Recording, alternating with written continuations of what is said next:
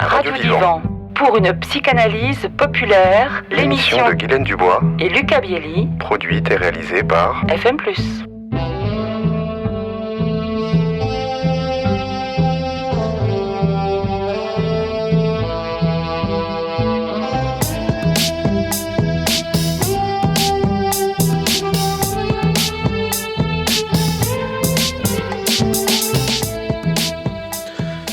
Bonjour Guylaine Dubois, vous êtes psychanalyste à 7. Lucas Bielli, psychanalyste à Montpellier. Alors, chers auditeurs, aujourd'hui, Guylaine va nous parler de l'écoute, mais pas n'importe quelle écoute, l'écoute active. L'écoute active.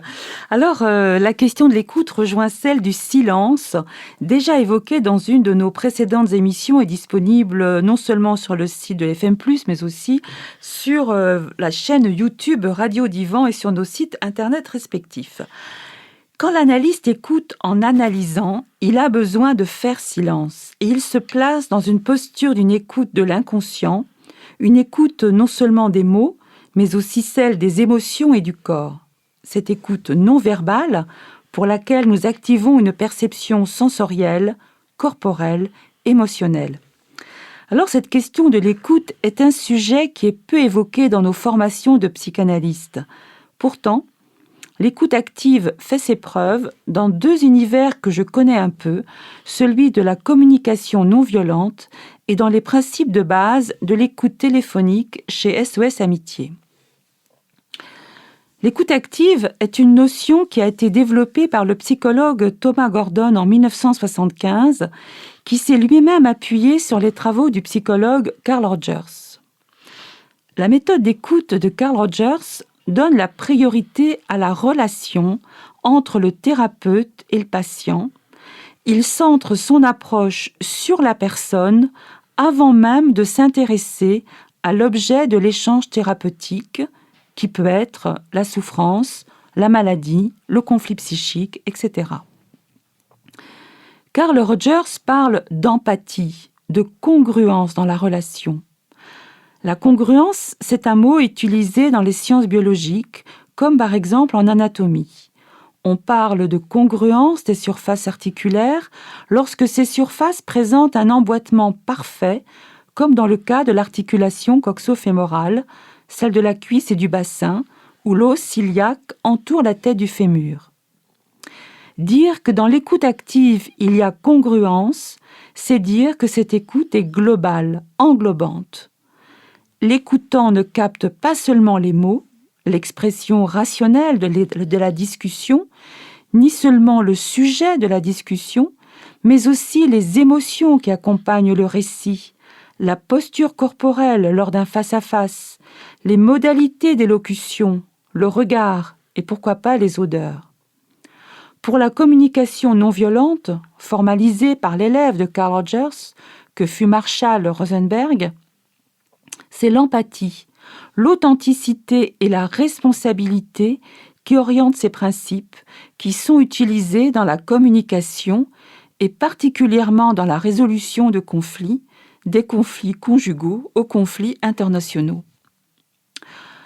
Alors, écouter selon le principe de Carl Rogers, c'est d'abord accueillir la personne, la recevoir inconditionnellement.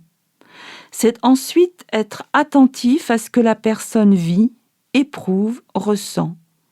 Se connecter à ses émotions avec notre propre état émotionnel. Témoigner du respect dans les décisions que la personne prend. Respecter ses réactions. Abolir son propre jugement et son désir de conseiller ou d'agir à sa place. C'est laisser la personne être à l'œuvre dans sa vie et dans ses choix. Ce que je suis en train de dire, Lucas, semble être en opposition avec ce qu'on appelle en analyse l'attention flottante, définie par Freud en 1923. Le but de l'attention flottante est de déceler sous le discours rationnel l'inconscient du patient pour le relier à son propre inconscient, sans rien fixer de particulier dans le registre du discours. L'analyste s'abandonnerait ainsi à sa propre activité mentale pour éviter le plus possible d'être réactif et d'élaborer des attentes conscientes. Je comprends bien qu'il peut y avoir un hiatus entre la posture de l'écoute active et celle de l'attention flottante. Pourtant, dans mon exercice d'analyste, j'utilise volontiers les quelques préceptes rogeriens. Il me semble ainsi parvenir à cet état de disponibilité que requiert l'écoute analytique.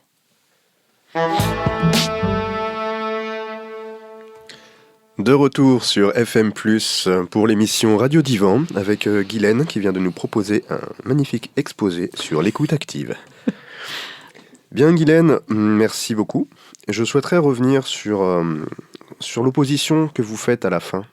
Donc, vous savez, entre l'écoute active et l'attention flottante, je pense que les deux peuvent se faire en même temps, et je vais vous dire pourquoi. Il semblerait que, en psychanalyse, nous parlions souvent de la troisième oreille. Voyez-vous ? Ah oui. Cette troisième oreille qui serait celle qui s'occupe de l'attention flottante. Là où les Indiens d'Inde, une fois de plus, ont le troisième œil, nous aurions, semble-t-il, une troisième oreille. Bien sûr, tout ça est symbolique, à moins que quelqu'un ait une troisième oreille. Mais je m'égare. Oui, car d'une part, donc cette troisième oreille pourrait réussir à capter ce qui est sous-jacent au discours, mais d'autre part, l'écoute active, elle, va pouvoir voir justement ce qui est donné émotionnellement et l'implication que ça a justement sur le patient. Oui, c'est intéressant de pouvoir mêler à la fois tout l'apport psychanalytique avec ces nouvelles considérations d'ordre psychologique. Bien évidemment, Freud ne vivait pas en même temps que Rogers et encore moins de Rosenberg, donc il ne pouvait pas être connaisseur de ces nouvelles pratiques. Moi, je me dis qu'il faut prendre ce qui est bon partout. Tout à fait. D'ailleurs, l'écoute active qui se pratique de moins en moins dans les milieux scolaires, si on est amené à interrompre sans cesse. Alors, saviez-vous que Pythagore de Samos, le fameux philosophe et mathématicien, imposait entre 3 et 5 ans de silence et d'écoute active à ses élèves ? Ça, c'est précieux, le silence. Effectivement. Merci. Eh bien, écoutez, je vous dis à la prochaine émission. Au revoir. C'était Lucas Bielli et Guylaine Dubois pour Radio Divan, une émission produite et réalisée par FM+. Sur une musique originale de William Balfour, à retrouver sur radiofmplus.org, sur YouTube et Deezer.